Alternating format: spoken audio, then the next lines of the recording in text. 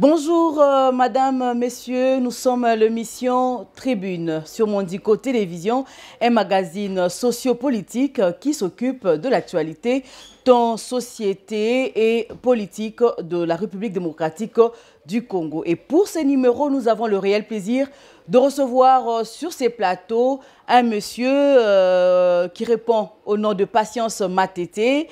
Il est donc analyste politique pro-Fachi, il est coordonnateur du mouvement pour l'avenir du Congo. Il se fait appeler soldat du peuple. Bienvenue. Merci madame. Bienvenue à Mondico Télévision qui vous reçoit pour une première fois et non pas une dernière. Vraiment, merci. Vous vous faites appeler Patience Matete, soldat du peuple. On a vu Mouzé Laurent Désiré Kabila, soldat du peuple, pour avoir défendu ces pays contre le rebelle du Rwanda. Et aujourd'hui aussi le soldat du peuple Martin Fayulu Madidi, le président élu Martin Fayulu Madidi, qui s'est fait aussi appeler soldat du peuple. Et vous, Patience Matete, soldat du peuple. Dites-nous qui vous inspire en tant que soldat du peuple. C'est Mouzé Laurent Désiré Kabila ou Martin Fayulu? Madame Ranta, moi, vraiment, c'est plus Mouzé Laurent Désiré Kabila. À sa mort, je me suis autoproclamé avant Martin Fayulu. C'était devant lui dans la salle culturelle du collège Boboto. Devant lui, je me suis autoproclamé par rapport à mon combat. Devant Martin Fayulu. Okay. Lui s'est autoproclamé après. Comme il y a eu chevauchement après, maintenant il n'est plus soldat du peuple, il est devenu commandant. Donc le soldat du peuple actuel de la République démocratique du Congo, c'est M. Patience Matete qui est devant vous. Et pourquoi se faire appeler soldat du peuple? Parce qu'on a vu Mouzé qui est venu avec le Rwandais, il les a boutés dehors. Et vous, soldat du peuple, c'est dans quelles circonstances où vous avez pris ces pseudos, non? C'est pour essayer un peu de défendre la population. C'est-à-dire qu'on est soldat du peuple, on essaye un peu de tout faire, mettre le nez là où il faut pour chercher la solution ou la paix pour les Congolais. Très bien. Vous êtes aussi coordonnateur du mouvement pour l'avenir du Congo. C'est quoi le mouvement pour l'avenir du Congo? Est-ce que l'RDC a un avenir radieux? Oui, le mouvement pour l'avenir du Congo, actuellement, c'est un groupe de pression. C'est un groupe de pression. Alors, nous travaillons dans les noirs, comme le mouvement Filimbi, Lucha et autres, même Kitawa à l'époque de la colonisation. Donc, on travaille comme ça. On essaie un peu de former les Congolais, de former la jeunesse pour l'avenir. Essayer un peu de former les cadres, de bons cadres pour la République démocratique du Congo, de réfléchir sur l'avenir du Congo de 10, 20 ou 30 ans. Donc, nous sommes là et nous travaillons plus à côté de la population et pour leur intérêt. Et les buts même de cette création, les buts de la création de ces mouvements, parce que vous dites avenir du Congo, est-ce qu'aujourd'hui on peut dire que la RDC, la République démocratique du Congo, a un avenir? Parce que vous prenez l'avenir du Congo. C'est quoi l'avenir du Congo qui est si sombre pour nos enfants qui sont en train de naître? L'avenir du Congo n'est pas sombre, même notre hymne national essaie un peu de nous dire, de relever un peu notre tête, de se battre. Et le mouvement pour l'avenir du Congo en 2004, je vous en prie, il y a certains analystes qui ont dit que même l'hymne national est dans le futur, c'est-à-dire que tout est dans le futur. Donc présentement, on peut rien espérer. C'est-à-dire que l'avenir, demain on va dire l'avenir, c'est après-demain et ainsi de suite. Non, par contre, Madame Ranta, alors que les développements, c'est aujourd'hui. Il faut commencer aujourd'hui. Quand on parle de l'avenir, l'avenir, ça commence aujourd'hui. Ce que nous faisons aujourd'hui, c'est ce que nous allons récolter demain. Donc, le Mouvement pour l'avenir du Congo, en 2004, a organisé la fameuse marche des étudiants pour empêcher la balkanisation. Donc, nous sommes toujours présents. Donc, le mouvement, plus tard, ça va devenir un parti politique. Parce qu'actuellement, on essaie un peu de voir, mais ce n'est pas encore un parti politique. Ça finira. Mais pour le moment, c'est un mouvement... Mais pourquoi ne pas rester mouvement pour lutter ou militer pour le bien-être de la population au lieu de devenir un parti politique? Nous en avons plein de partis politiques aujourd'hui. Il y a même ceux qui ont signé la charte de l'Union sacrée. Vous êtes sans ignorer, vous êtes analyste pro-Fachi. Donc, il n'y a pas très longtemps, le mouvement, l'Union sacrée venait de faire signer sa charte. Et aujourd'hui, avec tous ces partis, on a vu même les partis qui ont signé la charte du FCC à l'époque de Joseph Kabila. Partis politiques, on crée de partis politiques qui se multiplient, mais au final, avec quel idéal, quelle vision pour le Congo? En ce qui concerne la politique n'est pas statique, elle est dynamique. Donc ça change, à un pas tout change. Par contre, l'Union sacrée, c'est pour essayer un peu de donner encore la force au chef de l'État de pouvoir satisfaire les besoins sociaux de la population congolaise. Donc ils sont là, mais malgré, à l'air sain, on peut trouver des gens qui ne répondent pas, c'est normal, parce que l'œuvre humaine n'est pas parfaite. Donc il y a aussi des parties mallettes, mais le chef de l'État n'est pas dupe. Il va essayer un peu de voir, d'analyser, de travailler avec les gens compétents. Mais ça inquiète la population qui nous demande, vous qui parlez avec les politiciens, dites-nous un peu pourquoi on voit le même visage qui ont été avec Joseph Kabila. Aujourd'hui, ils ont traversé. On peut dire que, alors qu'on a critiqué la gestion de Joseph Kabila, aujourd'hui, avec le président Félix Tshisekedi, toutes ces mêmes personnes, ils sont dans le gouvernement, ils sont partout. Alors, est-ce qu'on peut espérer d'un avenir, parce que vous militez pour un avenir du Congo? Donc déjà, le président Fachi n'est pas dupe. Vous allez voir, il a commencé à déboulonner même au niveau de l'administration. 90% des bourgmestres nommés sont de jeunes. Ça veut dire qu'il est en train de voir. Parce qu'on ne peut pas seulement rester statique avec le même genre à qui on était encore élèves, ils étaient politiciens. Alors on est devenu étudiant, il continue à l'être, on a fini et il continue toujours à démérer. Le chef de l'État sait, mais on change la roue petit à petit parce que... ont l'expérience, la jeunesse doit quand même être à côté d'eux pour apprendre. Mais vous avez fait allusion à cette population, à cette jeunesse qui doit prendre la relève, qui doit remplacer la classe politique que l'on critique tous aujourd'hui. Vous pensez que cette jeunesse aujourd'hui est prise en compte dans le programme du chef de l'État, vu que la jeunesse aujourd'hui, dans beaucoup d'actes que nous décrions, entre autres les phénomènes Kuluna? Bien sûr que oui. Vous allez voir le chef de l'État avec le travail abattu par le vice-premier ministre, ministre de la fonction publique. Il y a actuellement 23 000 NI qui seront mécanisés. Ça veut dire que ce sont des jeunes, des gens qui travaillent jour et nuit dans l'administration congolaise plus de 5 ans, 10 ans, 17 ans et autres. Ça veut dire que le chef de l'État... Dans notre temps, l'État est incapable de gratifier ceux qui doivent aller à la retraite. Aujourd'hui, pour aller à la retraite, il faut que l'État vous prenne en charge, mais apparemment, les choses tirent. Voilà pourquoi on voit les mêmes visages qui restent, surtout dans l'administration politique, dans l'administration publique, il y a à boire et à manger. La liste est déjà sortie, donc il y a certains qui vont aller à la retraite au mois de juillet de cette année. Ça veut dire, le vrai pour la problématique serait peut-être le remplacement. Parce qu'au lieu peut-être les jeunes gens là qui sont des nouvelles unités, malgré leur expérience, vous allez voir, il y aura maintenant clientélisme, tribalisme pour placer, les matriculer là-bas. Là, ça risquerait un peu de freiner le fonctionnement de l'administration. Mais la liste est déjà sortie pour que les retraités partent en juillet de cette année. Et que le NU puisse le remplacer valablement. Selon le statut, on dit NI ne peut pas devenir cadre, selon le statut. Donc en réalité, les lois ne peuvent pas demeurer ainsi. On doit réformer. Parce qu'une nouvelle unité, en réalité, comme on dit à l'université, c'est un boulet. C'est quelqu'un qui ne connaît pas. Mais quelqu'un qui a déjà travaillé pendant 5 ans, 7 ans, 10 ans.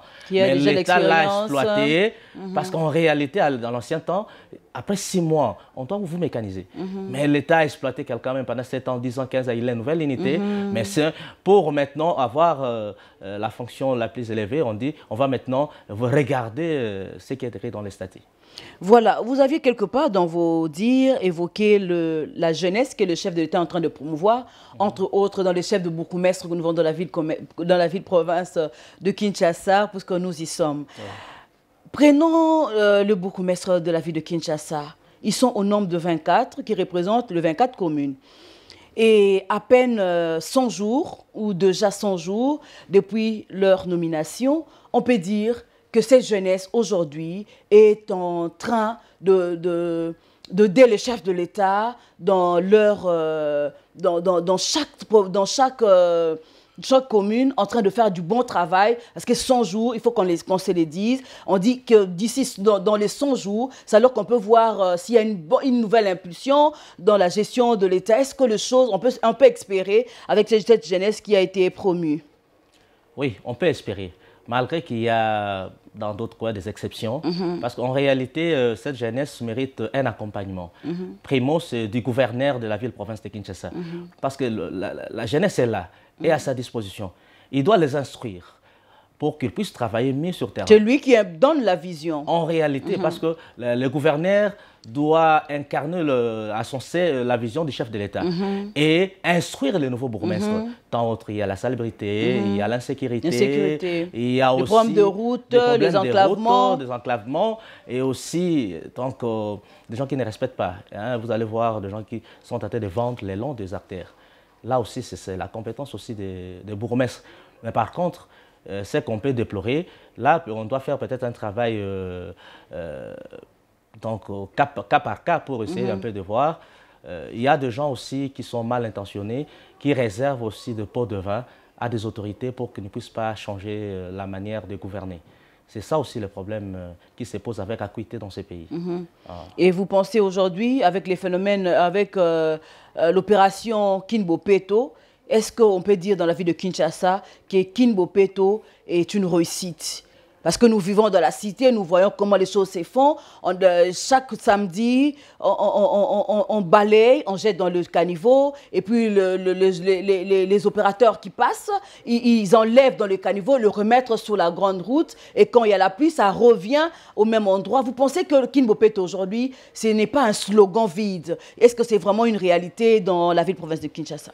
Kinbo-Peto étant... En tant qu'analyste, vous êtes libre, en tant qu'analyste, vous donnez votre point de vue. Oui, c'est un échec vraiment parce que en réalité, vous allez voir, le gouvernement provincial est accompagné par les ONG pour l'application ou la réalisation de Kinshasa-Peto.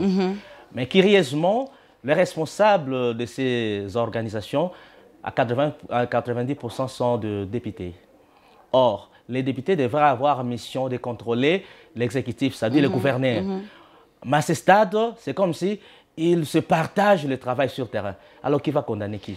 Mais comment voudriez-vous que les députés provinciaux contrôlent le gouvernement provincial alors que ceux qui sont aujourd'hui à l'exécutif provincial étaient des députés et qui ont laissé la place à leurs suppléants? Vous pensez que les suppléants peuvent faire du bon travail?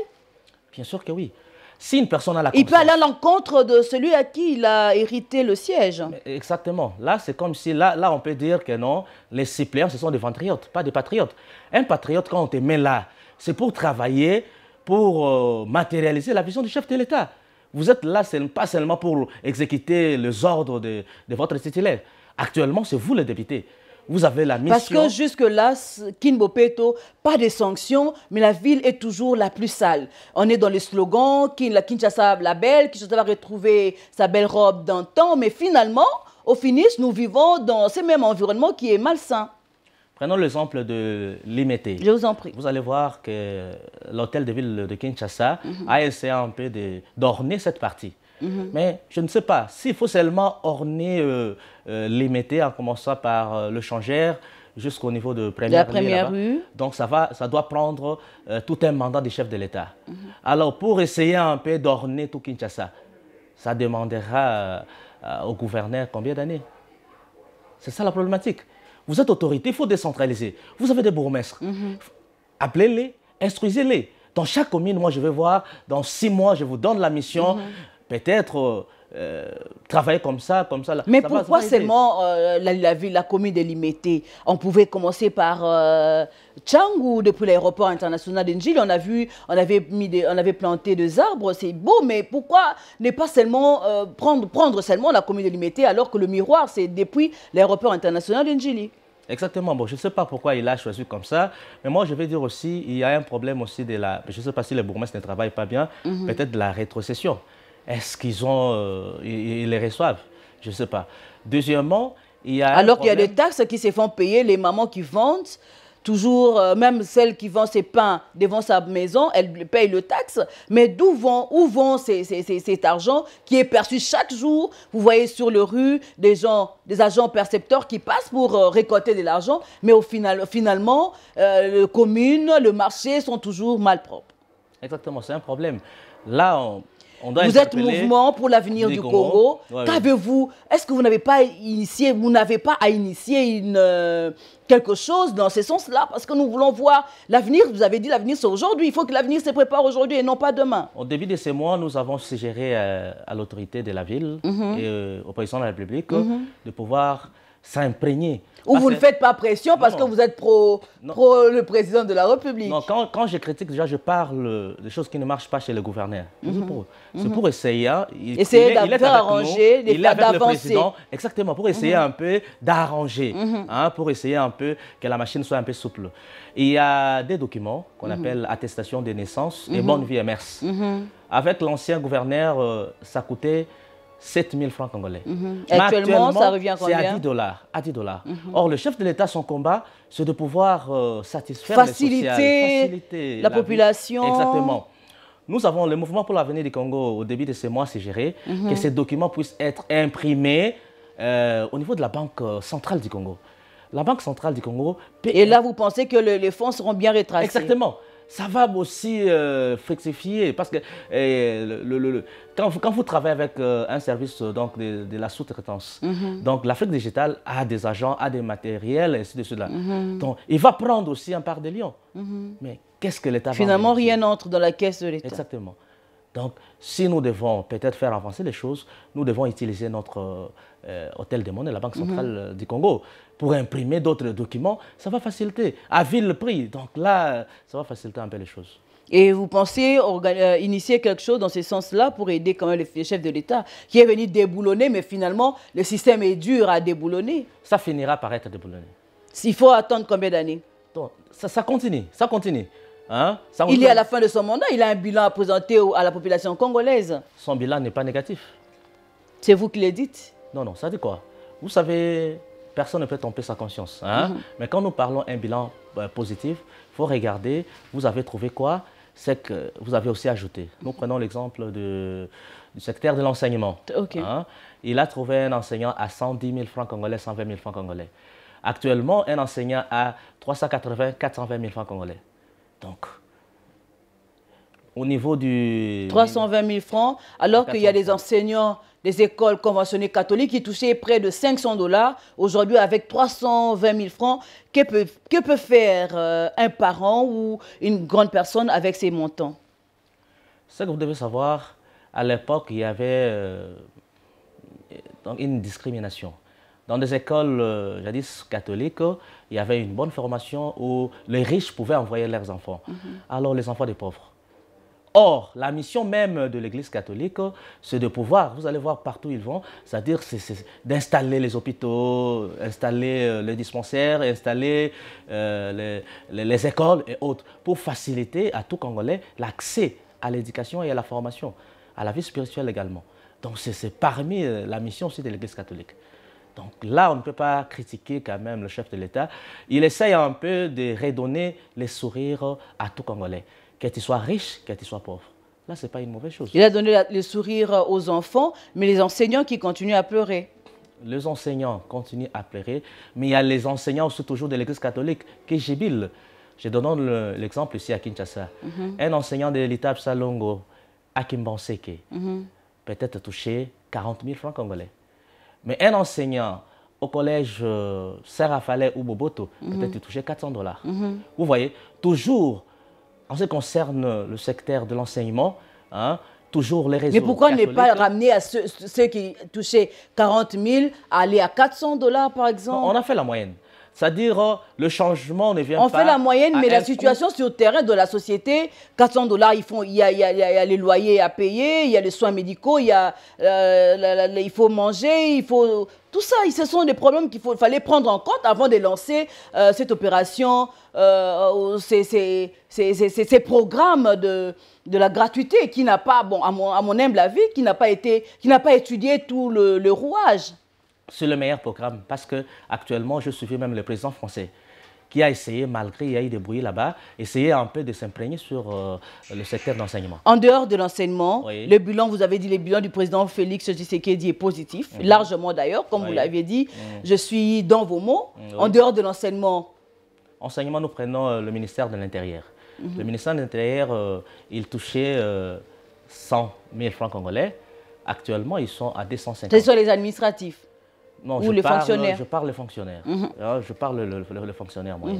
Donc actuellement, ils sont à 250 000 francs congolais. Déjà, il y a un changement positif. Le chef de l'État ne compte pas s'arrêter là-bas. C'est ainsi, il cherche un peu à déboulonner, à placer les gens dans des entreprises de l'État pour fructifier les recettes, afin que dans chaque secteur, qu'on puisse palper le changement. Mais qui représente 250 000 francs congolais pour un agent qui doit travailler un mois? Qui représente 250 000, c'est quelque chose. Et là, vous dites que le bilan est positif? On ça dit quoi? Il faut regarder dans la marmite. On vous donne, vous, père de famille, on vous donne, vous, père de famille, 250 000 francs, vous avez un loyer à payer, vous avez des enfants scolarisés, bon, la gratuité. Vous avez, avec 250 000 francs, vous pouvez nouer les deux bouts du mois? Bien sûr que non. Mais il faut regarder la volonté. Alors voilà, il faut dire que le bilan n'est pas positif. Moi, je dis positif, pourquoi? Il faut regarder ce qui se trouve dans la marmite. En réalité, dans la marmite, il y a encore, si nous allons dans ces contextes-là, oui, la marmite est vide. Le chef de l'État veut ramener un enseignant, un fonctionnaire, même à 1000, à 2000 ou 5000 $. Le vrai problème, il y a nos voisins qui nous volent des richesses. Hein. Il y a dans des entreprises les gens qui ont pris des sociétés en otage. Le chef d'État veut déboulonner pour que cet argent puisse se déverser dans le trésor public pour que lui puisse s'en servir pour mieux... Mais la population se demande cet argent. On a vu le procès de 100 jours. On se demande où sont passées toutes ces... Où est passée cette somme d'argent qu'on a tant décriée, qui a été volatilisée? Il est en train vraiment d'amener le pays vers sur la bonne voie. Sur la bonne voie, parce qu'il essaye un peu. Vous avez parlé du projet des 100 jours. On dit gouverner, c'est prévoir. Oui.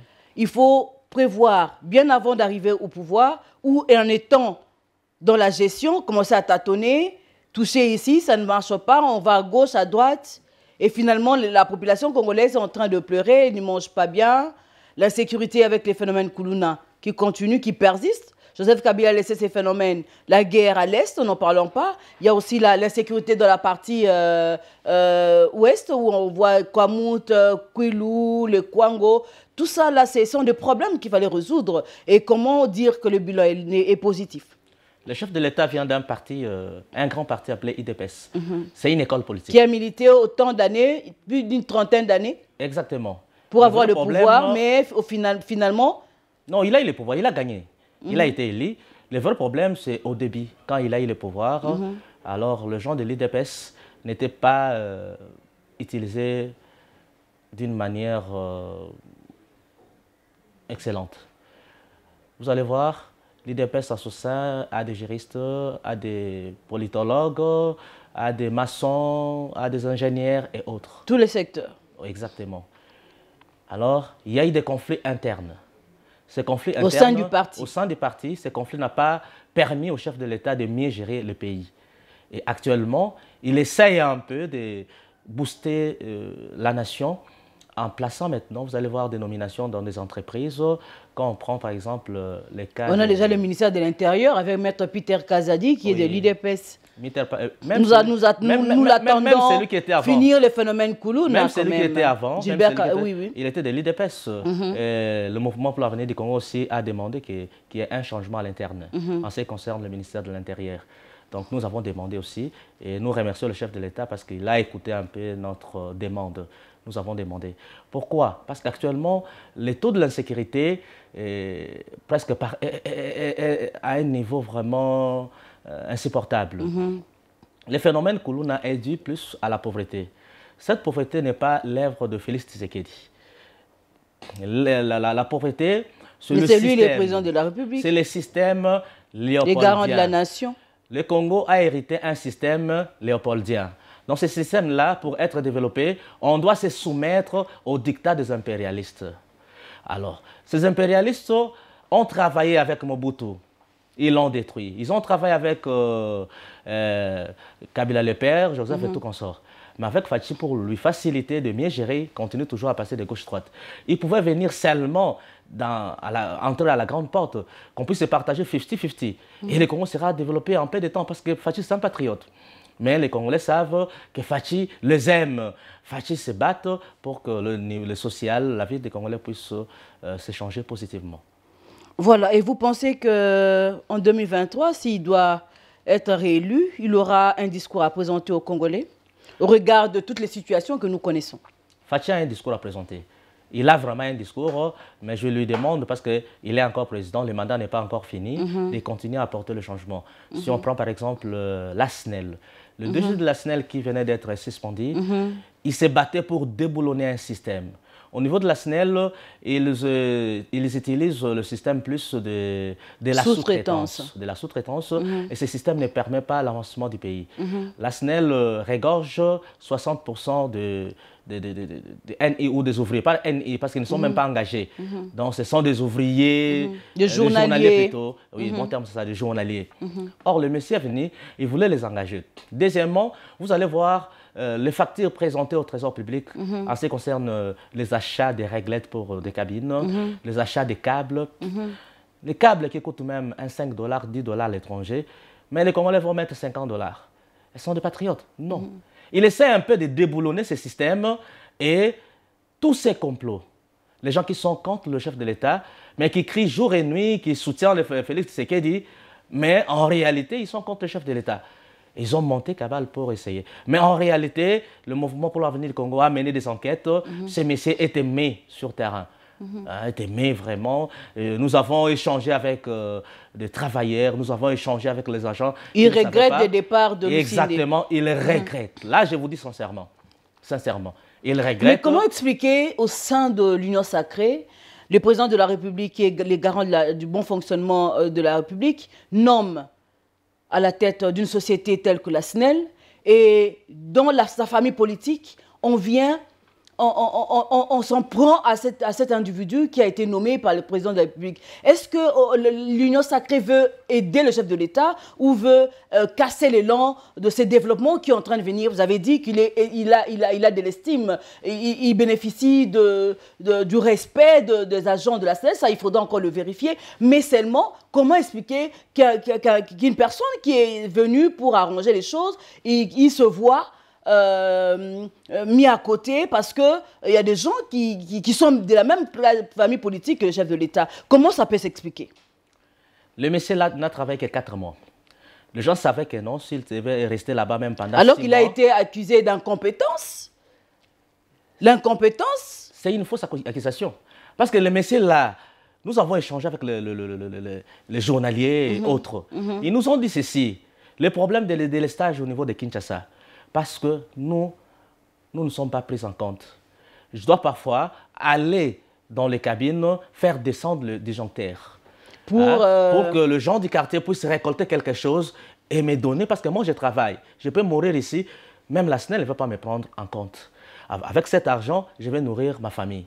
Mais le monsieur là, avec ses ambitions de pouvoir engager ces gens, est-ce qu'ils peuvent encore faire ce genre de choses? Non, vous allez voir, même les problèmes de délestage, même de... Mais puis c'est déjà un mot qui a élu domicile. Vous pensez que ça pourra partir comme ça? Quelqu'un qui s'est fait monnayer, qui s'est fait payer par de paisibles citoyens pour pour leur vendre des services. Vous pensez qu'une telle personne, même s'il est engagé à la SNEL, il pourra donner les meilleurs de lui-même?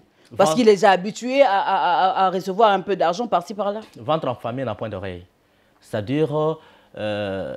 tout le monde a un seuil de la pertinence. Donc, il est là, il travaille, mais il n'a pas quelque chose à mettre sous la dent. Il va rester comme ça? Non.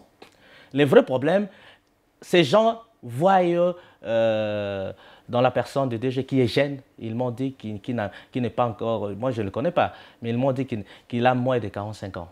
Ça veut dire qu'il y a un souci dans la gestion des entreprises publiques en République démocratique du Congo. Donc, le monsieur là, avait les soucis de pouvoir vraiment mettre les choses à la place. Et actuellement, même la prime a augmenté chez les salariés, à la SNEL. Malheureusement, il n'est plus à la SNEL. Alors, dans l'ancien temps, les agents de la SNEL touchaient leur salaire 45 jours après. C'est-à-dire le mois prend fin et vous attendez 15 jours encore pour toucher le salaire du mois passé. Mais actuellement, avec ce monsieur, depuis qu'il a mis ses pieds là-bas, il commence à être payé du 20 au 25. Mais pourquoi ils n'ont pas manifesté? Pourquoi ils ne sont pas descendus à l'Assemblée nationale où il y avait cette interpellation contre le directeur général? Ils nous ont rassurés qu'ils ont accompagné. Ils ont attendu qu'ils soient limogés. Mais ils étaient empêchés pour ne pas créer les désordres. Mais ce que je vous dis, c'est une histoire vraie. Parce que nous avons mené des enquêtes, le mouvement pour l'avenir du Congo. Et comment voyez-vous la gestion des entreprises publiques? Déjà, le cas de la SNEL, ça décourage, et les autres entreprises publiques de l'État? La gestion est calamiteuse. Si on prend l'exemple de l'ONATRA, bon, je pense qu'il y a un comportement, le déboulonnement doit aller partout. L'ONATRA, dans l'ancien temps... Mais ce déboulonnement doit prendre combien de temps exactement? Parce que ça ne reste qu'un slogan. Non, non. Alors que le pays a aujourd'hui un budget de 16 milliards, est-ce que les entreprises qui sont censées mobiliser cet argent font le bon travail où il y a encore coulage de recettes? Et s'il y a coulage de recettes, pourquoi on ne les arrête pas? On ne les transfère pas devant les juges? Ces gens ne sont pas transférés devant les tribunaux, faute de preuves, parce qu'ils font des vols intellectuels. Secondo, il y a le problème de la gestion, ma gestion au sein des entreprises publiques de l'État. Là, directement, je donne un exemple qui concerne l'ONATRA. Dans l'ancien temps, ils avaient une dette de 3 mois, non, 33 mois. Et actuellement, ils ont un retard aussi de 3 mois. Ils sont 3 mois impayés. Mais en réalité, quand on regarde l'entreprise l'ONATRA, à elle seule,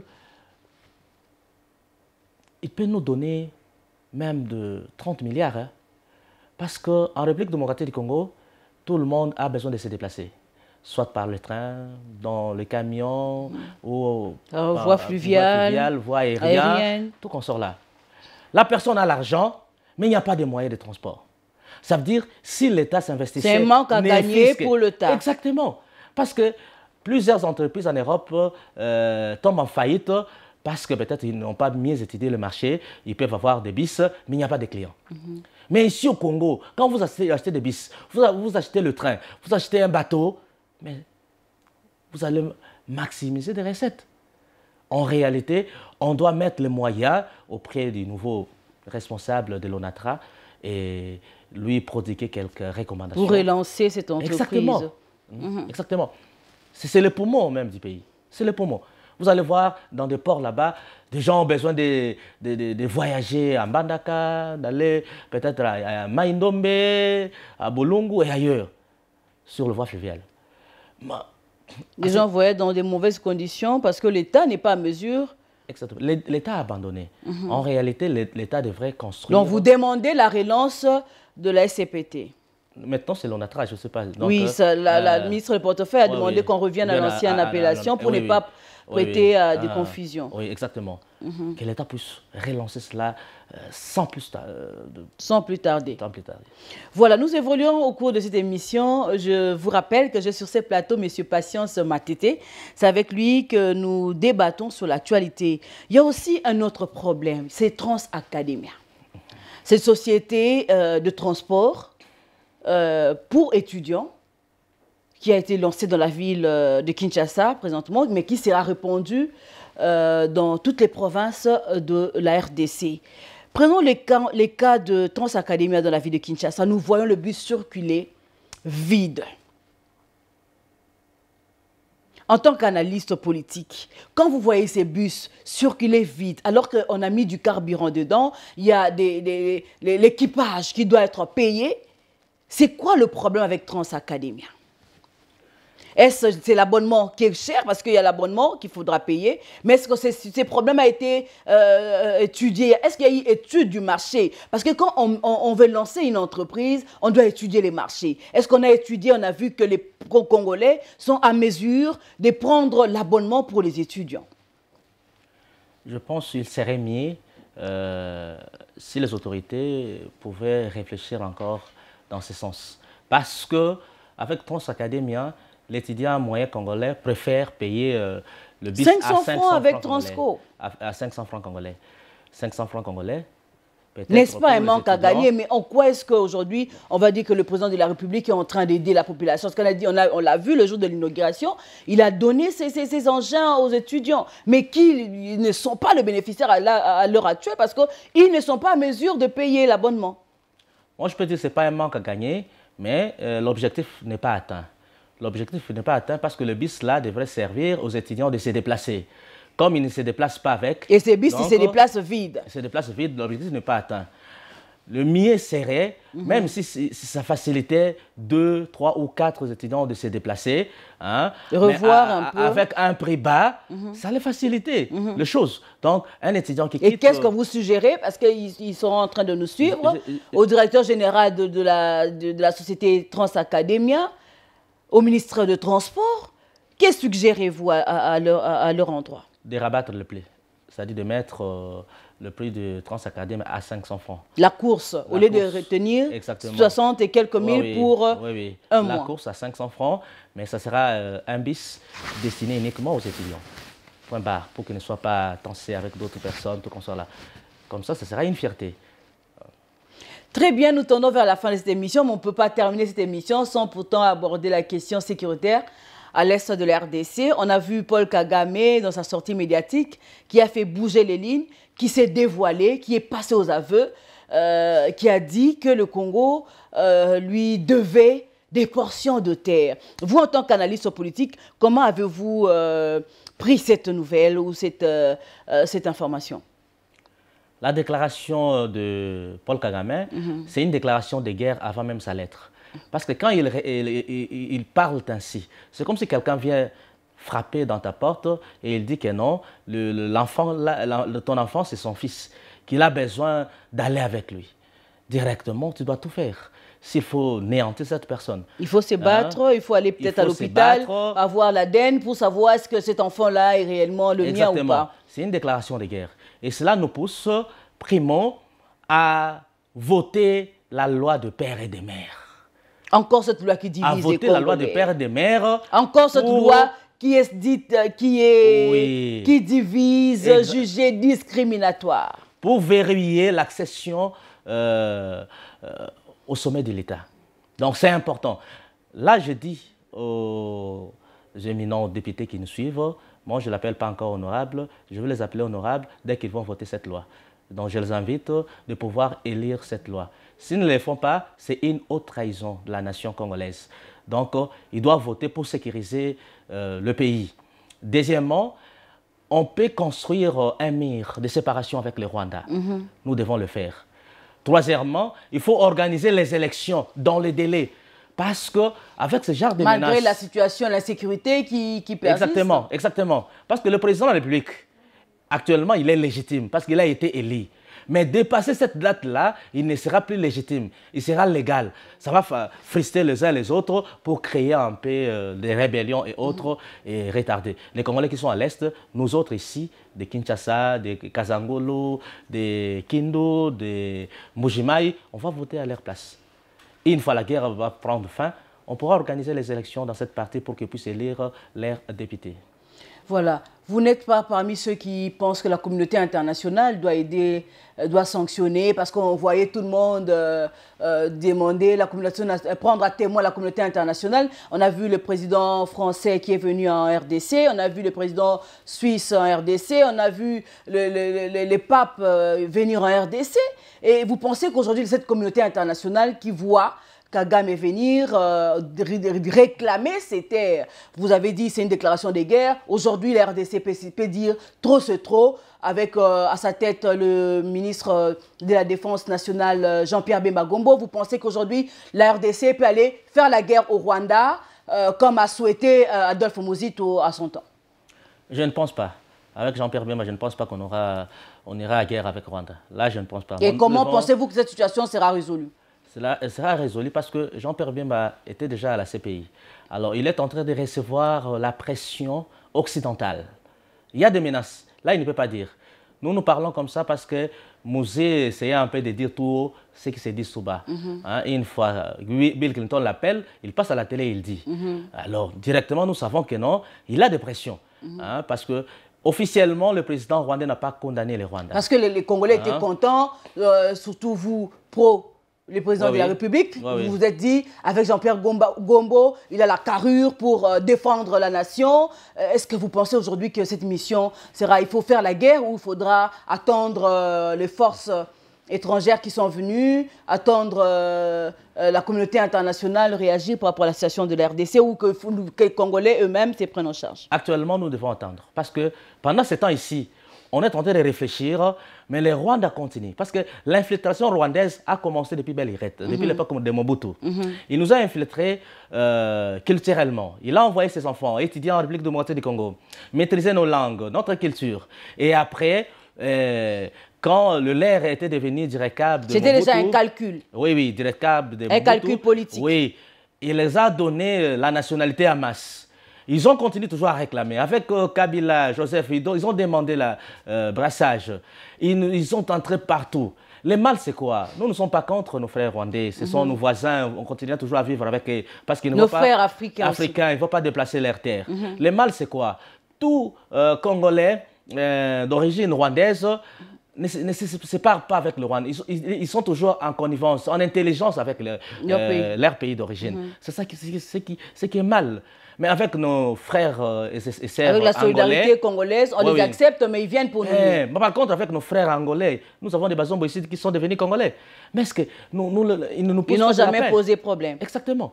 Ils sont là, ils sont devenus congolais, ils ont abandonné l'Angola. Mais le Rwanda devait aussi faire comme ça. Alors, c'est un problème qui se pose avec Okuité. Ils sont là, ils continuent même actuellement de réclamer encore les brassages. Mais vous étiez brassé avec le président Kabila. Mais pourquoi encore vous continuez toujours à poser des problèmes? Là, c'est inacceptable. Donc, ce sont des choses que nous devons voir et surtout soutenir le chef de l'État parce que ce pays est convoité. Et vous pensez que le président Félix Tshisekedi aura un deuxième mandat? Exactement, là, c'est sans faute. Mais merci moi, beaucoup. je lui invite à organiser les élections avec ses propres moyens. Merci beaucoup, c'était un plaisir de partager ces plateaux avec M. Patience Matete. Je rappelle qu'il est analyste politique pro-Fachi. Il est coordonnateur du mouvement pour l'avenir du Congo. Il s'est fait aussi appeler soldat du peuple. C'est à ces titres-là que nous l'avons reçu pour analyser l'actualité politique. Un dernier mot ou sinon nous arrêtons avec cette émission? Dernier mot seulement, j'invite les Congolais à soutenir le chef de l'État et à aimer ce pays. Et le gouvernement et la CENI à tout faire pour organiser les élections dans les délais constitutionnels. Merci. Merci beaucoup. C'était un plaisir de vous tenir compagnie dans le magazine Tribune sur Mondico Télévision et à très bientôt. Merci, au revoir.